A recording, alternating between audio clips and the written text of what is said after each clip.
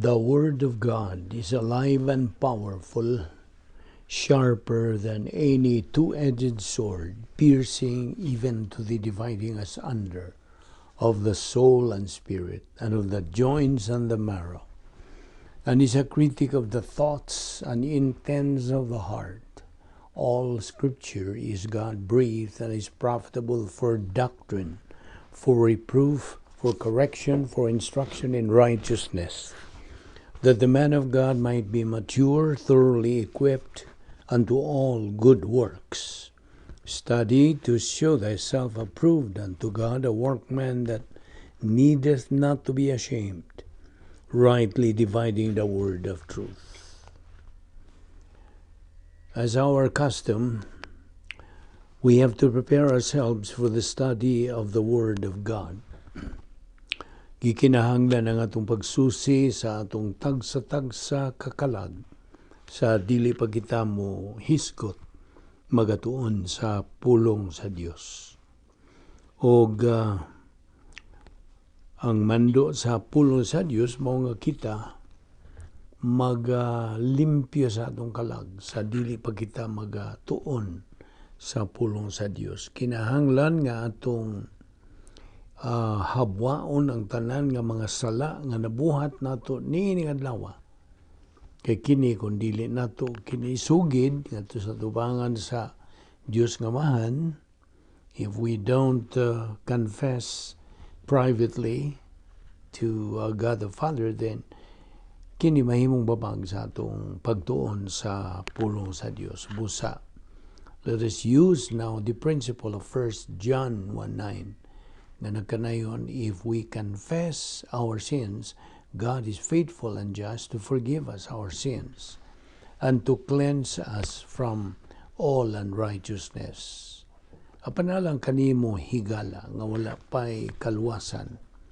Ang imong buhaton dili ang imong pagsugid sa imong mga sala, kundi ang imong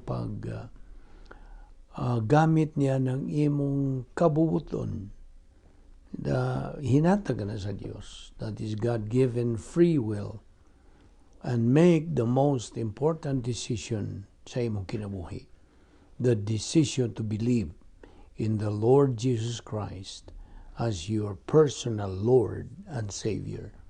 Mando sa Diyos, diha sa iyang pulong, believe on the Lord Jesus Christ and thou shalt be saved. Acts 16:31. Busa, sa hilo magamputa.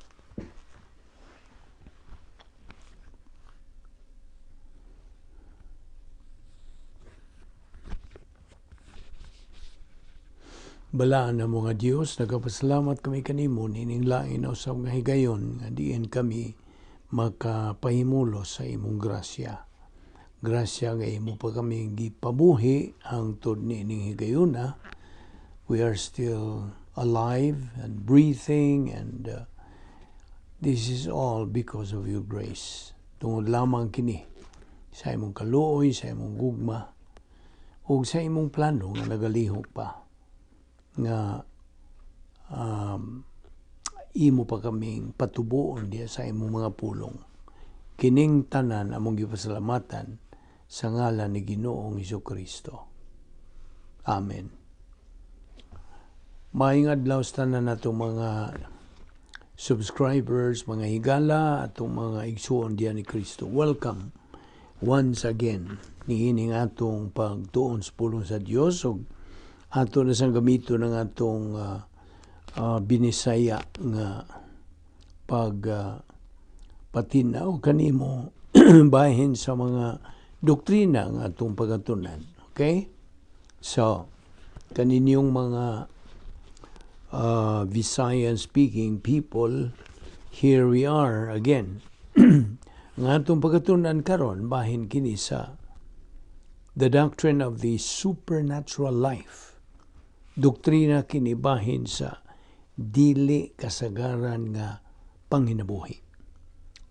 Okay, atong sugdan. Ang Kristohanong paagis pagkinabuhi, usa ka dili kasagarang paagi sa pagkinabuhi. Og tungod niya na, kini nanginahanglan ug usa-usab ka dili kasagarang paagi sa pagtuman niini.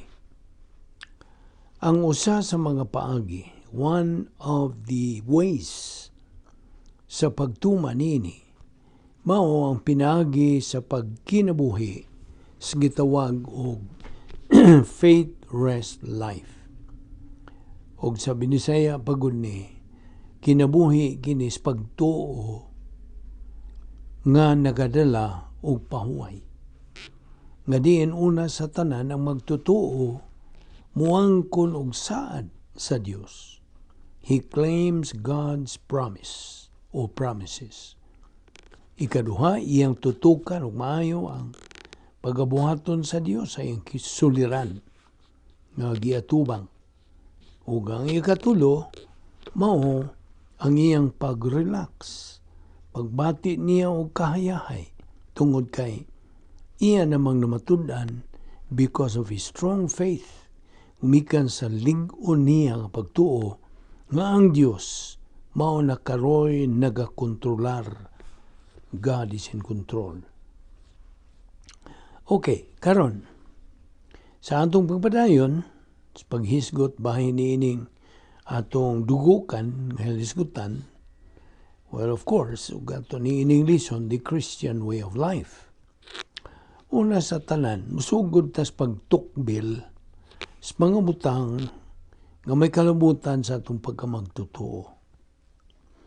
As a new Christian, kung ikaw bago pang naluwas, ana kay maingon ta nga lag time nga diin sukad ka nahimong usa ka magtotoo ni Kristo hangtod sa imo ng pag-connect ngadto sa imong pastor ug sugod niya ito yung gayuna, nagatubo ka na spiritually, pinagi sa imong pagtuon sa doktrina sa Biblia matag-adlaw. Now, kung sabahin sa akong kaugalingon, when I was saved, dinha ko niya nag-iingon ta nga lag time.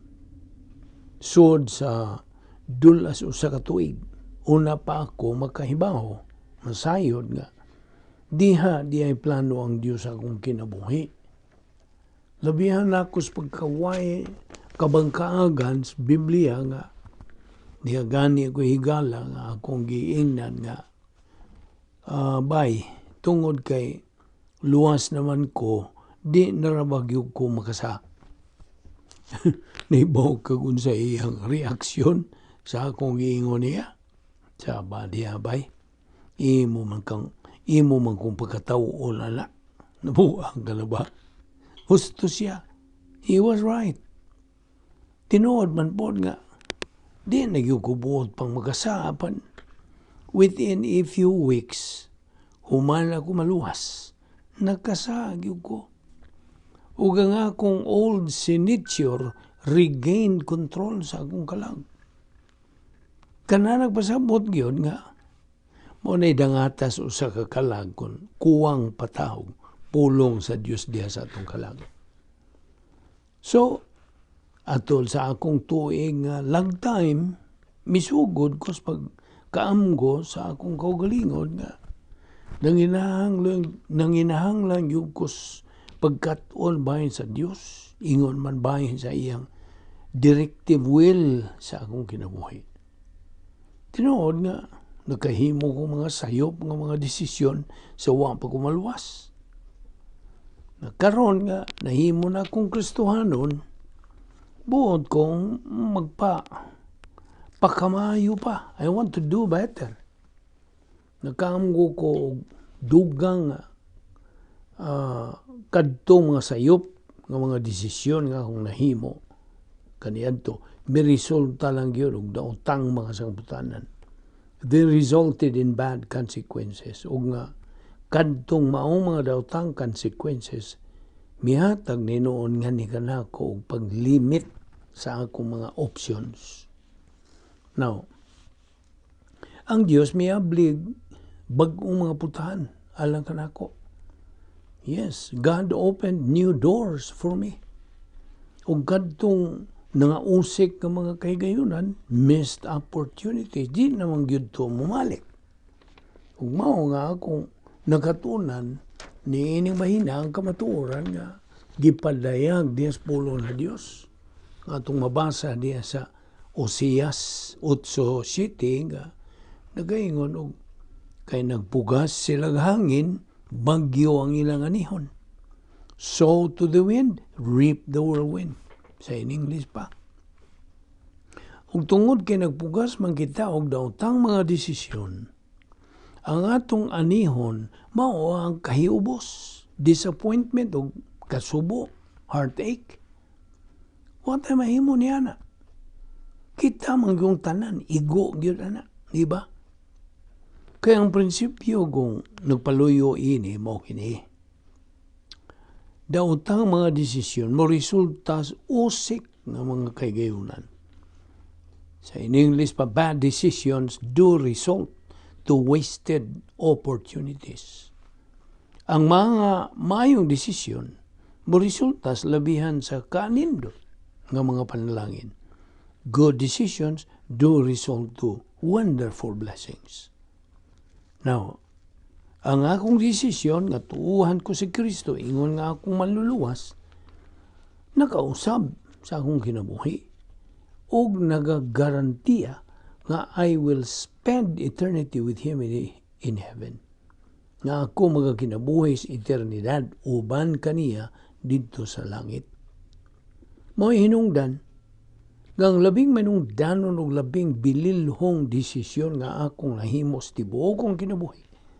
Mao ang akong pagtuo kang Ginoo sa Kristo, pagtuo sa iyang buhat didto sa cross. Ug alang sa tanan, way exempted niini, alang sa tanan, ikaw higala, nagpaminaw nining mensahe sa kaluwasan, nagtuon uban ka nato, this is the most important decision that you will ever make. Well, ang mga desisyon nga imong himuon sa imong kinabuhi, human ka maluwas, labihan sa pagkamanungdanon usab. Ibaw ka nga no?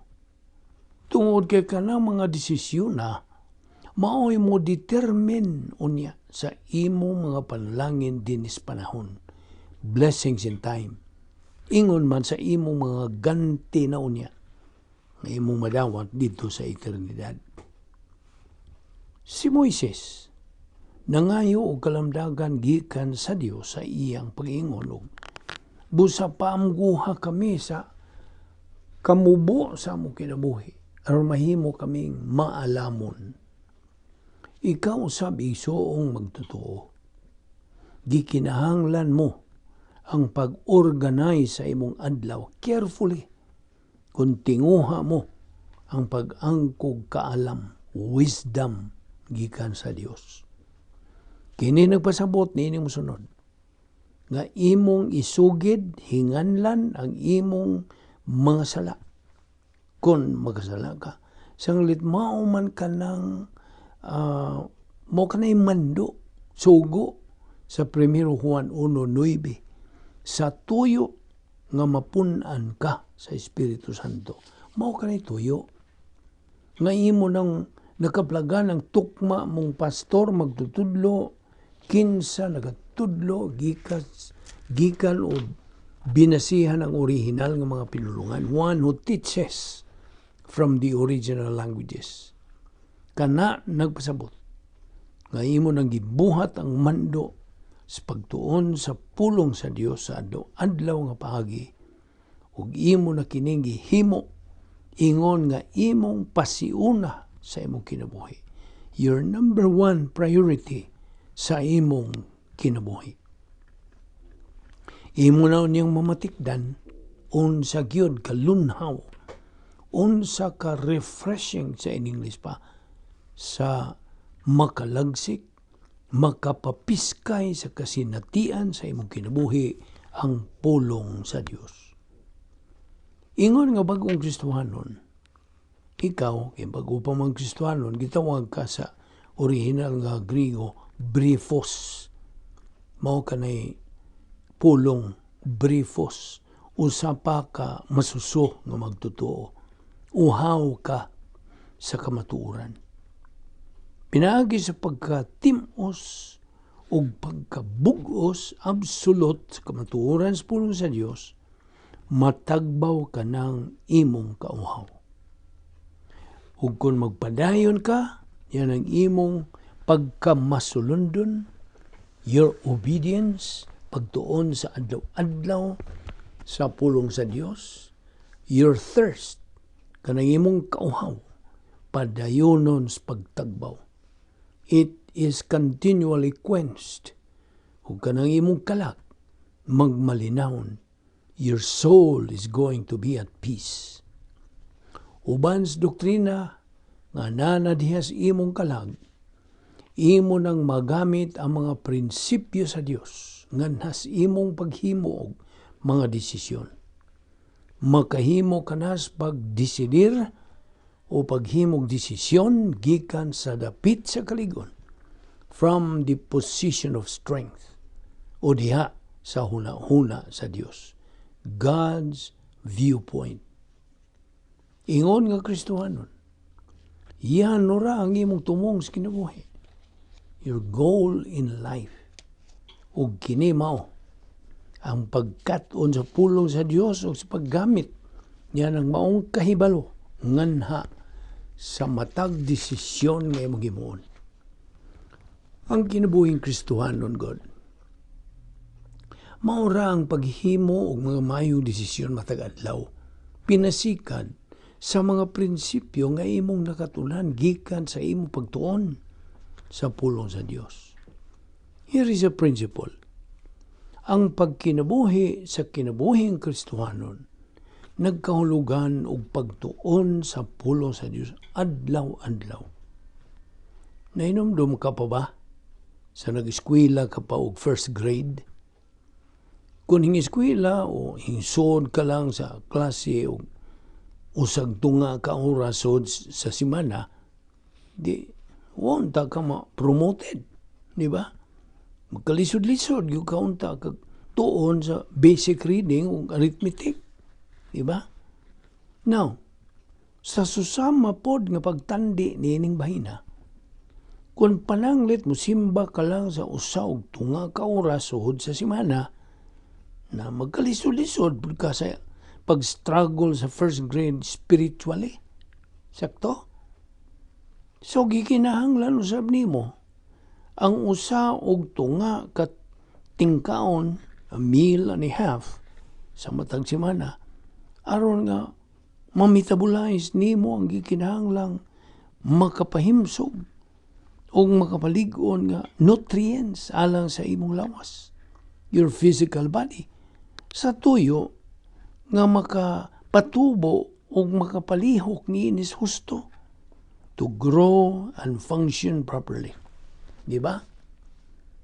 Kaya unsaon man pagtubo spiritually, pinagi lamang usa og tunga nga spiritual nourishment matag semana. Dili gyud na mahimo. Kaya paminaw, ang pagtubo ngadto sa espirituhanong pagkahamtong nanginahanglan kini og matag adlaw, masubayon ug malahutayon nga pagtuon sa pulong sa Dios. Maura na'y paagi nga maugmad mo ang Diyos ng bokabularyo, a divine vocabulary, Diyos ng pangunahuna, divine viewpoint, usa ka personal nga pagsabot sa kabubuton sa Diyos sa imong kinabuhi. Dumigid ni igsuon nga magtotoo nga ang metabolized spiritual food mao ang imong panalipod gikan sa pagkahimong ulipon sa mga detalyes kinabuhi o pagkabiktimas kabalaka o kakuyaw. Naon sa magisulti sa Isaias Kapitulo 40, versikulo 31. Kini nagkanayon, apan kadtong musalig sa Ginoo, makabaton og bag-ong kusog, manglupad sila daw agila, managan sila og dili kapuyan, manlakaw og dili maluya. Nadungog di mo na. Pinaagig malahutayon, masubayon nga exposure nimo sa doctrinal nga pagtudlo, doctrinal teaching, nga sama nining atong ginabuhat. Imong nakatunan ang paggamit sa napo ka mga paagi sa Dios unsaon pagsulbad o mga suliran sa kinabuhi. Sa atong itunan, 10 problem-solving devices. Iyahan ni sa Dios nga gisangkap alang ka natong mga magtutuo. Dili kasagaran ang pagdisinyos Dios nining maong mga paagis tuyo nga makalikay ka sa mga katalagman sa imong kinabuhi nga mamahimong kabugat o kapiot, stress sa English. O ingon man, mamahimong mga sa una-una, mental attitude sin. Tinood, moabot kanimo ang mga suliran, apan di kinahanglang makabalda o makahasol ka na kanimo o magkapawa kini nimo sa kadasig o magkapahalusno kini sila nimo. Diya sa Santiago, James 1:12 kini nagkanayon. Ug bulahan ang tao nga mobarog taliwala sa mga pagtintal kaysa iyang pagdaog makadawat siya sa purong-purong sa kinabuhi. Ang ganti nga gisaad sa Dios alang niadtong mga nahingugma kaniya. Bisan pa diya sa kamatayon, ang katalagman dili kinahanglang mamahimo kini siyang kabugaton o stress. Diya sa Salmo 23:4 usab nagkanayon, bisan pag lakaw ako sa ngit-ngit nga walog sa kamatayon, dili ako mahadlok, kay nag-uban kaman kanako, gipanalipdan mo ako pinaagi sa imong sungkod o bunal. Principle, dili kaligayan nga moabot ang katalagman, apan ang kabugat imong kapilian. In English pagod, adversity is inevitable. Stress is optional. Okay. Sa laing puntos doktrina. Ang paagis pagkat-unog doktrina, mahulagway pinaaging tawgon ta dinhi og Operation Zeta. Okay. Ako lang kang pahulagwayon. I'll just let you draw in your mind. Ihulagway ang dakong litra nga Z. Okay? Letra nga Z. Like the word zero. Okay? Diha sa wa nga bahin, left side, o tumoy nga bahin, sa ibabaw ba, mao ang pastor magtutudlo. Okay? Karon, sa ibabaw sa litra nga Z, mao ang teaching ministry sa Espiritu Santo ug ang pulong sa Dios, o in short, ang doktrina nga imong nadungog tungod sa pagtudlo sa Espiritu Santo kanimo, mudong kini dito sa imong human spirit, tawhanong espiritu, ug automatic kining doktrina nga imong nadungog, automatic kining dad-on sa Espiritu Santo ngadto sa ubos. Left nga bahin sa letra Z. Ug mahimo kini siyang gnosis, meaning kahibalo. Gnosis, Gnosis. Karon, sa panahon nga imo kining tuuhan, ang Espiritu Santo mubalhin o iyang ibalhin ang doktrina ngadto sa tuong bahin.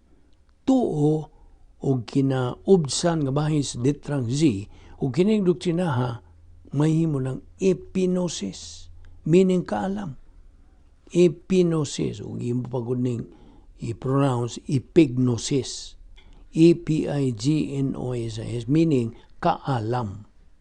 Now, lahi ang kahibalo kaysa kaalam. Karon nahimo na kining kaalam. By the way, ang Operation Z nanginahanglan og 4 ka butang ug mao kini mosunod. Paminaw gyud maayo niini. Una, ang pastor magtutudlo nga mao'y nagapadayag sa pulong sa Dios sa husto nga pagtudlo. Ikaduha, ang pagpuno kanimo sa Dios Espiritu Santo. Ikatulo, ang pagsabot sa pulong sa Dios. Kung ikaupat, ang paggamit sa pulong sa Dios, the application of the Word of God. Now, ang Episo 3:19 na kanayon, hinaot paunta nga masayod kamo sa dili matugkad nga gugma ni Kristo ug sa ingon niya na makinabuhi ninyo ang kinaiya sa Dios. Now, kung ang magtutuo anas pakigambitay sa Dios, fellowship with God, meaning may rebound, may kumpisalo, may sugid na siya, nan, wa siya hinganling mga sala. He has no unconfessed sin sa iyong kinabuhi. This time, ang Diyos Espiritu Santo mupunit, muda niya ng academic information nga gitawag og gnosis ngadto sa kalag sa mao magtutuo ug mutabang ang Espiritu Santo kaniya sa pagsabot niini nga girepresentahan sa badlis sa litra nga Z o zeta.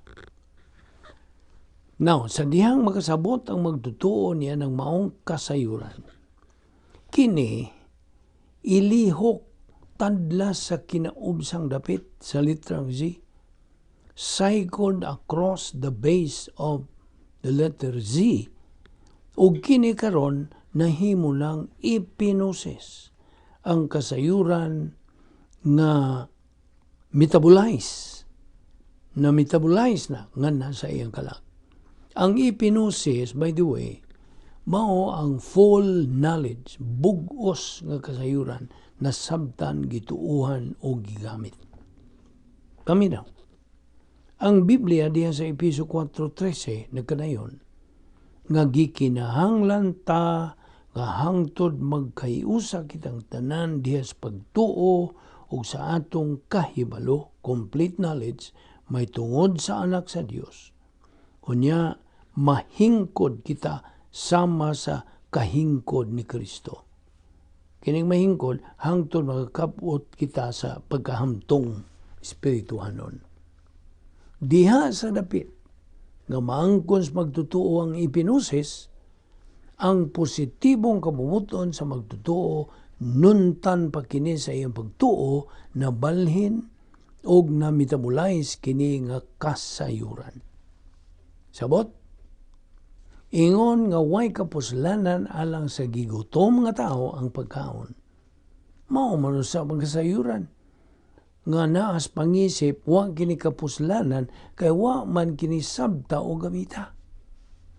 Yun sa ni pagsabot sa magtutuo, mamaktikdan kini sa iyang panlihok. Nasayran niya ang kabubuton sa Dios og iya kining gituman og gisunod. Ang Dios nagamando kanimo nga ikaw mutubo diha sa grasya o sa kaibalo ni Ginoong Jesucristo.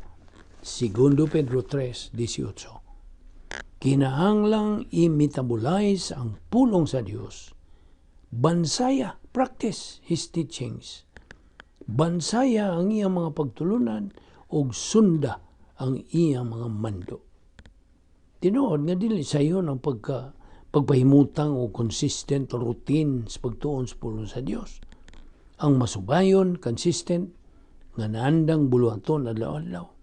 Dili kini sayon. Apan kinahanglang imo kining buhaton kung gihigugma mo tinuod ang Dios. Sabot? 1 Juan 5:3. Aron kamo tubo spiritually, gikinahanglan. In fact, God's system demands ang pastor magtutudlo kinahanglang eksakto, accurate ang iyang pagtudlo sa pulong sa Dios ug ang magtutuo, makasabot sa mga pagtulunan nga iyang gitudlo aron iya kining maggamit unya. May hinungdan nga may hinungdanong desisyon ng imong pagpilig pastor magtutudlo. Yes.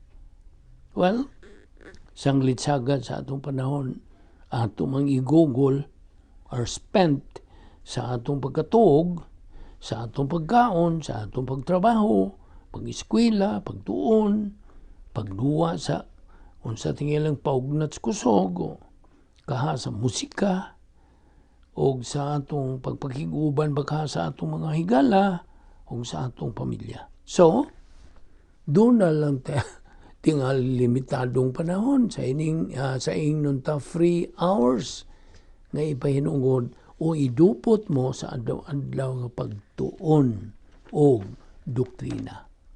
Well, imo ang pagdesider. It is your decision kung unsa gyung labing manungdanon sa tanan mong mga kalihukan. In other words, it is your volition maoy at stake diha. Paningon nga magtutuo nga positibo ngadto sa pagtubo espiritualmente, giawhag o kagisugyot diha kanimo nga ikaw mopili ka og usa ka pastor nga makahatag og best possible instruction alang sa imong pagtubo espiritual. Ato ni padayon ugma. Di nila muna kita muhunong o gayog sipyat sa pagsunod ni ini. Aron imog yung tuhog ang tanan unod ni ini atong ginatunan nga unsay atong title nini, atong hatagang uluhan, the doctrine of the supernatural life. Magampo ta. Amahan na among langit nun, salamat nining grasya nga among ipahimoslan dining adlaw. Salamat o Diyos ni among Bible study pinagi sa YouTube sa Vic Balbido Evangelistic Ministry. Gamita lamang kining mao ministry sa pagpadayon, sa pagpakailap sa imong maayong balita sa kaluwasan o sa pagsabwag sa imong mga kamaturan pinagi sa pagtuon niini. Kining tanan namong gipasalamatan sa ngalan ni Ginoong Jesucristo. Amen.